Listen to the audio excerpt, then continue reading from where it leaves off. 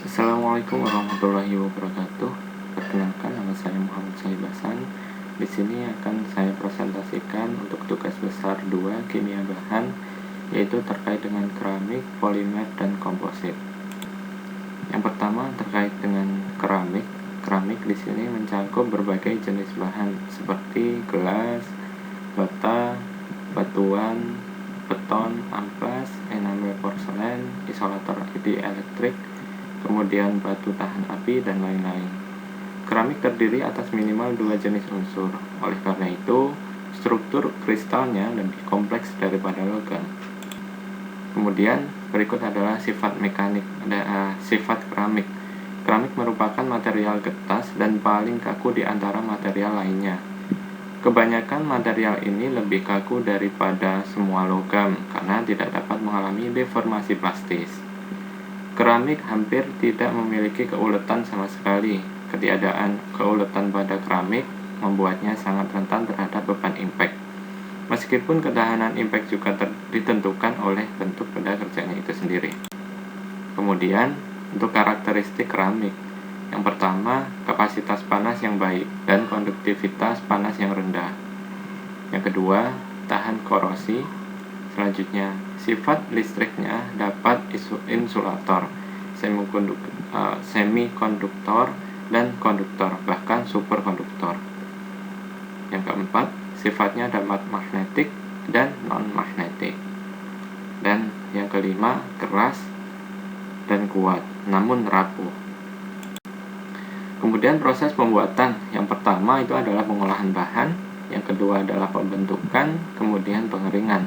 Dan proses terakhir ialah pembakaran. Pembakaran merupakan inti dari pembuatan keramik, di mana proses ini mengubah massa yang rapuh menjadi massa yang padat, keras, dan kuat. Pembakaran dilakukan dalam sebuah tungku atau furnace suhu tinggi. Selama pembakaran, bahan keramik mengalami beberapa reaksi-reaksi yang penting.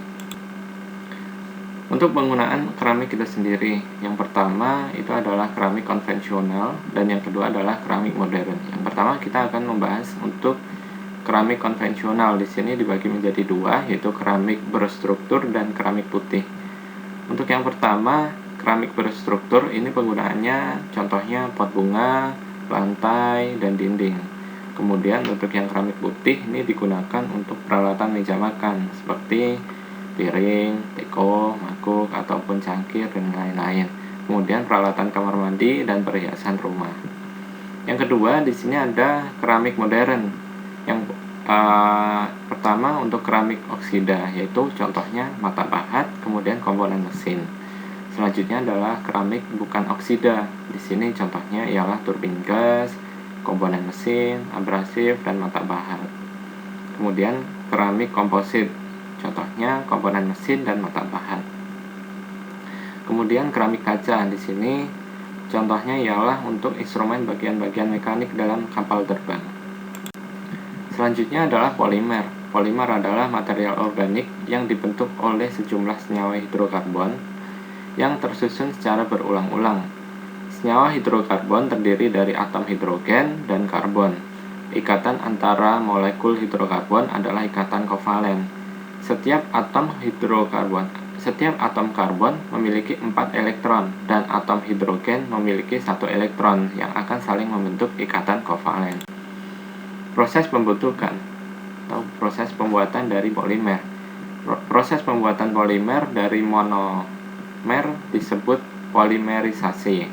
Umumnya, material mentah polimer sintetis berasal dari batu bara atau produk minyak bumi yang terdiri atas molekul dengan berat rendah. Reaksi polimerisasi dapat diklarifikasikan dalam 2 kelompok, yaitu polimerisasi adisi dan polimerisasi kondensasi. Berikut adalah manfaat dari polimer. Yang pertama itu adalah polietilena,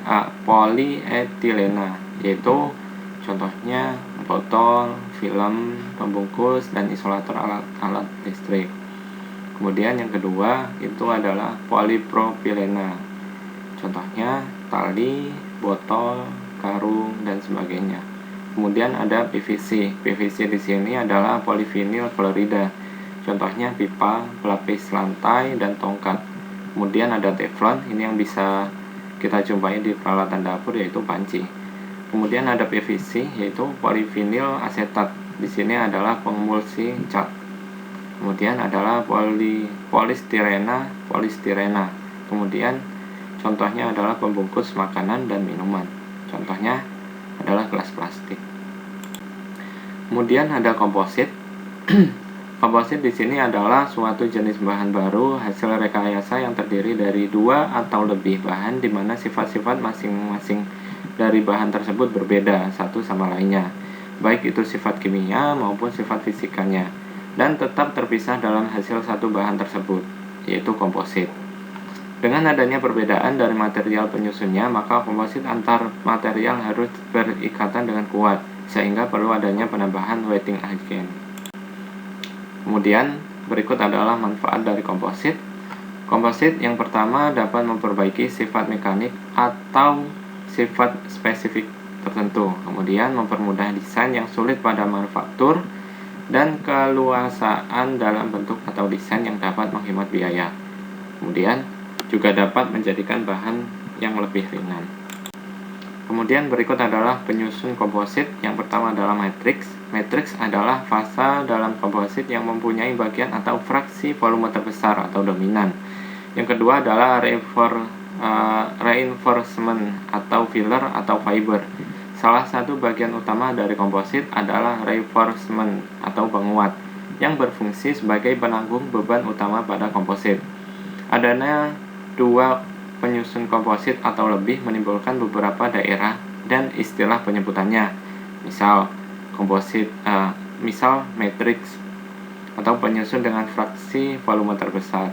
Kemudian penguat, penahan beban utama. Kemudian interface, pelekat antar 2 penyusun, dan interface, permukaan pas yang berbatasan dengan pas lainnya.